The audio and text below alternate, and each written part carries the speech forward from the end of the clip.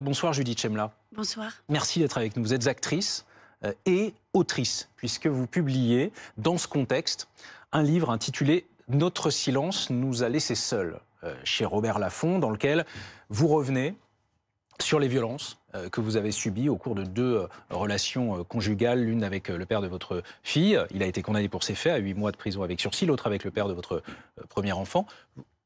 Déjà, précisons que vous ne nommez pas ces hommes dans ce livre, vous les surnommez, l'un le prince, l'autre le loup. Pourquoi? Oui. Déjà, je prends un risque fort en mettant en cause publiquement les 2 pères de mes enfants qui sont des personnalités publiques. Mon travail, celui que j'ai fait pour écrire ce livre, c'est vraiment pour révéler et travailler pour proposer que nous travaillons ensemble à une société qui moins violente. Je ne suis pas là pour les mettre, eux, en cause nommément et les désigner comme coupables, car c'est d'une banalité terrible, vous voyez. Et évidemment que pour mes enfants, c'est compliqué. Si je dis le nom, tout ça, je tiens à raconter mon histoire. Je ne veux pas... encore une fois, j'ai pu écrire parce que mes situations étaient si radicales que j'ai pu avoir cette place. Mais tant de femmes ne peuvent pas le faire, vous voyez. C'est un livre que vous espérez d'utilité publique, en quelque sorte. Vous vous adressez à tous et à toutes. Mais je sais que je peux parler parce que je suis un peu entendue, mais qu'il y a derrière moi, autour de moi, des milliers, des dizaines de milliers de femmes qui ne peuvent pas s'exprimer parce que ça les met en danger aussi dans leur procédure judiciaire. Parce que même si elles ont vécu des violences, même si leurs enfants ont vécu des violences, auprès des institutions, d'exposer son affaire, de demander justice, c'est mal vu en fait de s'exposer à ce point, et on peut dire qu'on on va être accusé d'instrumentaliser nos enfants alors qu'on demande protection.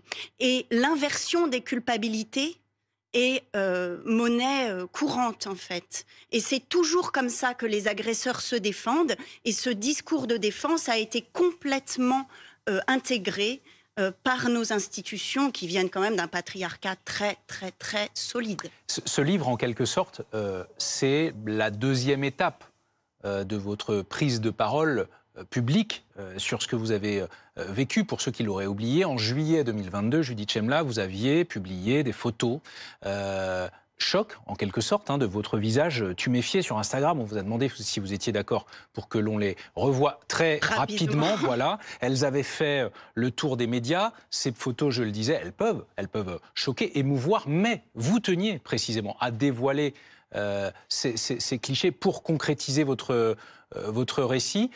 Vous le faites quelque part d'une autre manière aujourd'hui dans ce livre qui s'intitule... Je l'ai relu à 2 fois le titre parce que je me suis dit peut-être que j'ai mal lu. Notre silence nous a laissés seuls. Pas votre silence à vous, la société dans son ensemble. Notre silence nous a laissés seuls. Pourquoi ce nous? Parce que quand on se tait, ça peut ne pas exister. Ça n'existe pas, vous voyez. Quand on nomme les choses, c'est ce qui se passe en ce moment, eh bien ça arrive sous nos yeux, sous les yeux de la société, et on peut s'en emparer.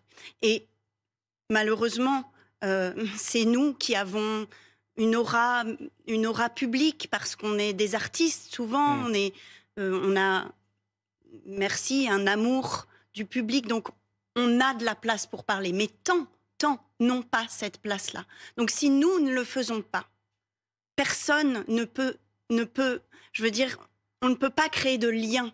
Là, le fait que nous, qui avons un peu de visibilité, le faisions, eh bien, ça permet à d'autres de se dire qu'elles ne sont pas seules. Donc ce nous, c'est une forme de, non pas d'injonction, mais d'appel de conseil à libérer sa propre parole à des personnes qui n'en ont pas forcément la possibilité ou ne pensent pas l'avoir. Les Espagnols ont changé la face du monde.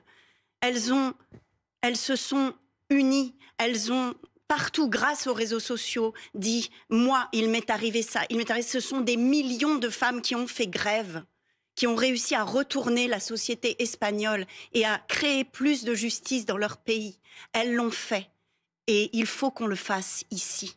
Mais ça ne se fera pas tout seul. C'est ce que j'allais dire, il faut qu'on le fasse, ça veut dire que ça n'est pas fait, ça n'est peut-être pas prêt de se faire. Qu'est-ce que vous dites? Non, parce que quand on dit que c'est la grande cause du quinquennat, pour derrière ne pas agir, c'est grave. Donc, si vous voulez, il nous faut agir pour que ça soit effectif. Il faut agir pour que la parole... Comment déjà en parlant. D'accord. En nous invitant, merci, en nous donnant la parole, et nous, en s'alliant, hommes et femmes, et les femmes qui osent raconter, dire, et puis prendre conscience, parce que c'est long de prendre conscience qu'on a accepté des choses intolérables et qui nous maintiennent dans une société qui accepte et la soumission et la domination, de part et d'autre, et que si on perpétue ça en gardant le silence de génération en génération, la société n'évoluera pas.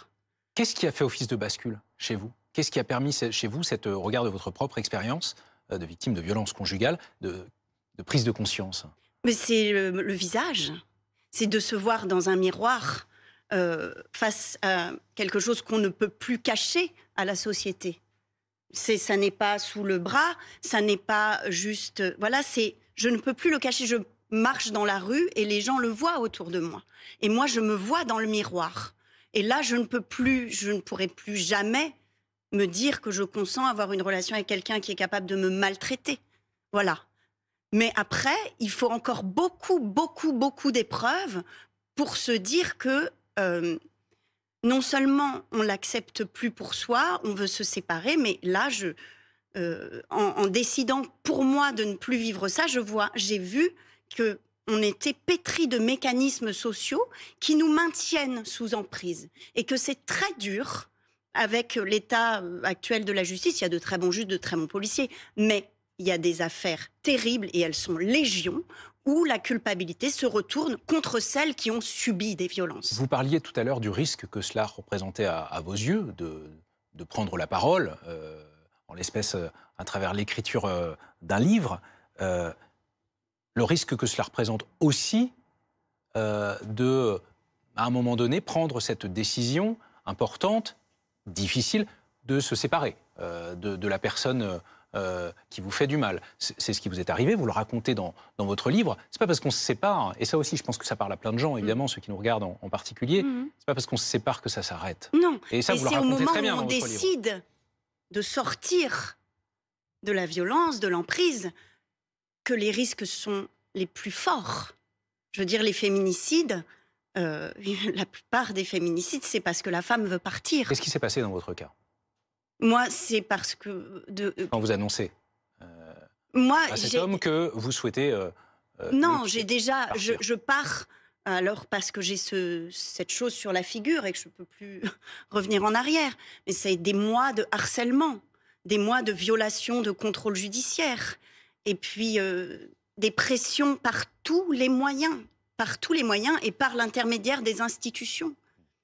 Et malheureusement, les institutions s'instrumentalisent au profit des agresseurs.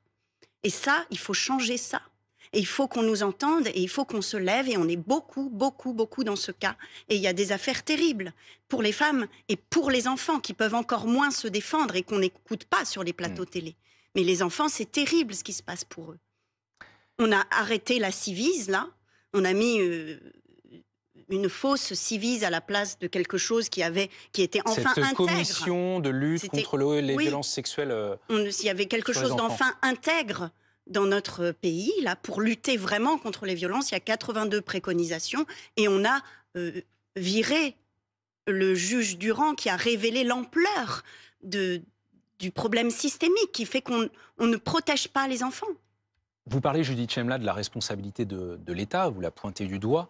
Que dire de l'entourage l'entourage personnel, amical, professionnel des personnes, des femmes en particulier victimes de violences. Cet entourage qui semble, dans quasi toutes les affaires en réalité, et en particulier celle qui éclate en ce moment, représenter un acteur presque essentiel de ces affaires. Qu'est-ce que l'on dit et comment améliorer La logique du clan, c'est ce qu'il y a de pire. C'est terrible. On protège les siens. C'est archaïque, c'est délétère, ça pourrit tout. Si on n'est pas capable de dire à son fils, cette violence-là que tu as sur cette femme, c'est non, c'est grave. Si on minimise, on dit, ah ben elle a un peu trop crié, quand même, on a cru que tu l'assassinais parce que tu lui as foutu une baffe, c'est grave. C'est très grave de protéger les violences, de les couvrir, parce que on a fait ça de génération en génération. Il faut que ça s'arrête. Il faut que ça s'arrête. Il ne faut pas culpabiliser les gens de parler, parce qu'on est en train de faire bouger la société et vous auriez moins souffert dans votre vie si vous aviez moins toléré ces violences, et la société serait plus belle si plus tôt on avait pu dire non, non. Vraiment. Vous écrivez dans votre livre qu'une guerre est en cours. C'est ce que vous dites à propos des violences faites aux femmes et de la lutte contre les violences faites aux femmes, parlant d'une forme de terrorisme. Mais écoutez, quand même... Faites un parallèle. Je pense que si, en effet, un homme était assassiné sous les coups de sa compagne tous les 2 à 3 jours, si... je n'ai plus les chiffres, mais je les donne dans mon livre, des centaines d'hommes étaient violés... tous les jours, et qu'il n'y avait même pas 1% des coupables condamnés, on mettrait tout en place pour que ça s'arrête. Vraiment. Là, on désigne les féministes radicales comme étant dangereuses pour la société. Mais non, ce sont des femmes par centaines qui meurent. Donc il faut arrêter de renverser les culpabilités. Il faut prendre le problème à bras-le-corps. C'est censé être la grande cause du quinquennat. On peut le faire. L'Espagne l'a fait. Faisons-le. Arrêtons de dire pour ne pas faire les choses. Votre témoignage, il intervient à un moment où éclatent, je le disais, énormément d'affaires. Et donc de récits douloureux à chaque fois. Je peux citer les affaires Benoît Jacot, accusé de viol notamment par Judith Godrèche. Jacques Doyon est mis en cause lui aussi, tout comme Gérard Miller, Sébastien Coé, Gérard Depardieu, entre autres, qui restent tous à ce stade présumés innocents. Quel regard portez-vous sur la période que nous vivons là, en particulier ces derniers jours, ces dernières semaines? C'est une explosion d'affaires, de témoignages à chaque fois. Et écoutez, je pense qu'il forçait de constater que tant qu'il n'y a pas de nom, tant qu'il n'y a pas de gens cités nommément, personne ne se rend compte de la gravité des choses. Oui, les violences, on peut les condamner. On les condamne. Tout le monde est d'accord pour les condamner. Mais quand c'est soi-même, quand c'est dans sa famille, quand c'est là, on a du mal à le faire, quoi. Ce qui se passe, c'est que les gens, quand il y a des noms connus, quand il y a des affaires, quand il y a des détails, on comprend de quoi il s'agit. Parce qu'on ne peut pas imaginer ces violences-là. Tant que ce n'est pas sur la table, on ne le croit pas. Voyez ? On ne peut pas le croire. Et ça ne changera jamais. Ça ne changera jamais si on ne dit pas, oui, si on ne regarde pas les actes tels qu'ils sont, s'ils ne sont pas exposés sur la place publique. Parce que pour l'instant, la justice ne punit pas, 1% des violeurs, c'est pas possible. Il va falloir vraiment qu'on change notre façon de juger ça, de juger ces affaires. Il y a d'autres pays qui le font. On peut changer ces grilles de lecture. Mais tant que la honte et la peur ne se retournent pas contre ceux qui se permettent... La peur n'est pas en train de changer de camp Eh bien, elle est en train de changer de camp. Pour reprendre une expression... Elle est en train de changer de camp. Mais je veux dire... Qui fait la terreur? Qui se permet de faire des actes qui terrorisent des femmes? Il faut que ça soit mis au jour. On ne peut plus faire autrement. Parce que sinon, on est couvert. Non. Si, voilà ce qui se passe. Regardez ces actes-là, assumez-les et arrêtez, quoi. Le milieu du cinéma n'est pas épargné, loin s'en faut. Vous en faites partie. Vous êtes actrice, je le rappelle, et autrice. Considérez-vous que quelque chose de fondamental se passe actuellement, spécifiquement dans le milieu du cinéma, où règne, au dire de bien de ces acteurs, de ces protagonistes, une forme d'omerta depuis tant d'années, de décennies même. Oui, oui, quelque chose est en train de se passer, de fondamental. Mais c'est pour toute la société. C'est pas que pour le milieu du cinéma. Vraiment, cette omerta, elle est partout, dans chaque recoin de notre société. Et le milieu du cinéma, c'est un milieu très exposé. Et heureusement que là où ça brille, là où il y a de la lumière, les choses se révèlent. Parce que ça prouve que ça ne durera pas éternellement, cette protection, et que nous, maintenant, on se sent plus fortes, ensemble, à dire « ça suffit ». Justement, je voudrais qu'on regarde ensemble le soutien que vous a apporté l'actrice Isid Lebesco. C'était il y a 3 jours, je crois, sur Instagram. Elle écrit ceci: « Les Judith, à propos de vous, Judith Chemla, et de Judith Godrèche, vous assurez grave, vous me donnez un peu de force pour penser à sortir du silence. » Aussi, elle qui dit, tout comme Judith Godrèche, avoir été victime de Benoît Jacot. Judith Godrèche, vous et d'autres femmes, et vous l'évoquiez à l'instant, quelque chose se passe aussi dans la manière de se serrer les coudes en ce moment là. Si vous voulez, c'est un... Et qui aide à sortir du silence. C'est un tissu qui se recompose dans notre société, de liens vertueux, positifs, qui font que... c'est pas par la violence, vous voyez, c'est pas une révolution, on n'est pas en train de couper des têtes. Il va falloir arrêter de renverser la terreur. On est en train de se parler, on est en train de s'unir, on est en train de dire « moi aussi », on est en train de dire « on est ensemble », on est en train de dire « un autre monde est possible », nous sommes puissantes autrement que par la violence. Nous sommes puissantes parce que nous nous reconnaissons, parce que nos histoires privées sont notre bien commun, sont quelque chose par lequel on se dit « voilà la réalité ». Tant qu'on ne met pas la réalité sur la table, on peut la nier, ça n'existe pas. Là, on se rend compte ensemble que ce qu'on a accepté dans nos vies privées est inacceptable et pourrit la société. À l'échelle du cinéma, Judith Chemla, que dites-vous aux jeunes actrices, celles qui débutent dans le métier aujourd'hui? Je dis rayonnez pleinement par vous-même. Vous n'avez pas besoin que quelqu'un vous... D'un Pygmalion? Oui, je pense que nous sommes... on peut avoir confiance, plus confiance en nous, en notre beauté de rayonnement, de vie. La vie, elle n'est pas donnée par celui qui vous regarde. Elle est d'abord en vous. Et ayez confiance, il y a plein de belles choses à faire par nous-mêmes. Oui, je pense que les nouvelles générations seront beaucoup plus fortes, beaucoup plus libres. Et ça, c'est un progrès. Vous diriez que vous vous êtes relevé, ou vous êtes en train de vous relever de ce que vous avez subi? Tout à fait. Parce que c'est ça aussi le sujet. Oui, je me suis relevée en écrivant. Comment on se relève? Je me suis relevée en écrivant, en créant de la place à l'intérieur de moi, avec ces phrases, avec ces mots, avec cette pensée. Retrouver... C'était une évidence ou ce fut un chemin Je voudrais juste douloureux? dire ça, que la parole, c'est un espace intérieur.